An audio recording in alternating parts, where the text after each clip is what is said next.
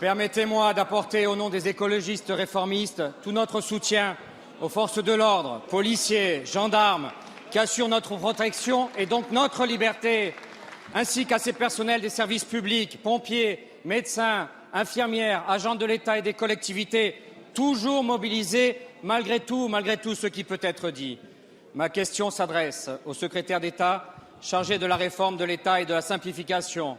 Monsieur le ministre, au lendemain d'une journée de contestation qui a touché notre pays, force est de constater la réalité de la défiance des citoyens envers les institutions et les décideurs, que ce soit en France, en Europe ou dans le monde. Cette défiance trouve en partie ses racines dans la volonté croissante de nos concitoyens de contribuer au débat démocratique et de participer à la construction des décisions publiques. Cette demande est favorisée par l'évolution des technologies numériques et des réseaux sociaux qui créent les conditions d'un plus grand partage des informations, d'interactions nouvelles, plus directes entre citoyens et les acteurs de la puissance publique. Pour remédier à ce problème de fond, la France a fait le pari de s'engager dès 2014, et il faut le souligner, dans la démarche de ce qu'on appelle le gouvernement ouvert. Elle accueillera ainsi en décembre prochain le sommet mondial du partenariat pour un gouvernement ouvert, et elle en prendra la présidence.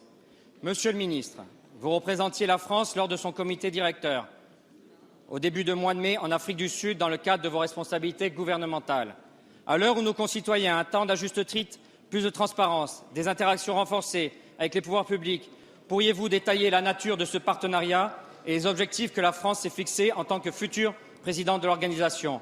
Monsieur le ministre, comment comptez-vous surmonter le paradoxe selon lequel les Français souhaitent davantage participer à la vie politique tout en rejetant nos institutions telles qu'elles sont aujourd'hui? Vous remerciant. Merci. La parole est à Monsieur Jean-Vincent Placé, secrétaire d'État chargé de la réforme de l'État et de la simplification. Monsieur le Président, qu'est-ce que c'est mesdames que et messieurs les députés, soutien monsieur incroyable le député François-Michel Lambert. Merci à l'Assemblée nationale de saluer ainsi le partenariat, parce que j'imagine que c'est cela qui vous intéresse, ce partenariat dans lequel la France est engagée à l'initiative du Président de la République et du Premier ministre depuis 2014. Nous allons en assumer la présidence, en effet, et moi-même d'ailleurs, en tant que représentant du gouvernement, à partir du 20 septembre.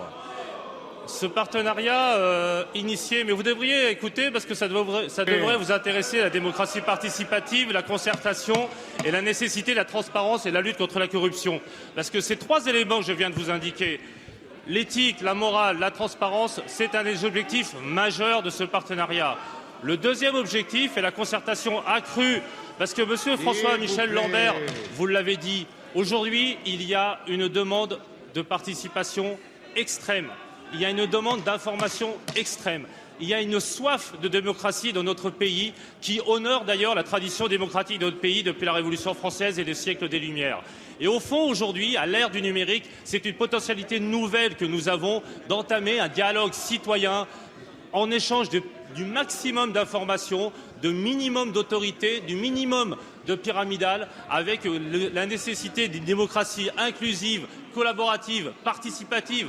Oui, en effet, très loin de la vision bonapartiste et autoritaire du pouvoir que vous portez, ainsi que votre président de parti, M. Sarkozy. Voilà les réalités. Et nous sommes engagés dans cette démarche. Et cette démarche-là, elle va se concrétiser. Et ça me permet de saluer le travail qui est fait par votre Assemblée sur le Parlement ouvert. Parce qu'il n'y a pas que le gouvernement qui doit être ouvert, il y a le Parlement, il y a les collectivités locales. Et le sens de mon intervention, c'est de vous mobiliser toutes et tous, au-delà des polémiques, pour retrouver la confiance avec les Françaises et les Français, la confiance entre la démocratie et la politique. Et j'espère faire une belle COP21 démocratie les 7, 8 et 9 décembre. La parole est à Monsieur